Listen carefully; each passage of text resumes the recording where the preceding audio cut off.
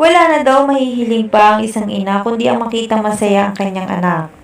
Ito ang naging pahayag ng ina ni Catherine Bernardo nang matanong ito tungkol sa usap-usapan na magkakaroon na ng bagong collab team si Catherine Bernardo matapos ang breakup nila ni Daniel Padilla. Ayon pa sa ina ni Catherine, wala naman daw masama dahil hindi naman daw sa breakup lang matatapos ang buhay ni Catherine. Kailangan din daw nito ang bagong chapter sa buhay niya. Ngayong hindi na rin sila ni Daniel. Nakikita rin daw ng ina ni Catherine kung anong pagkatao meron si Alden Richard. Kaya nakikita rin daw niya napapatok ang kanilang tambalan sa masa.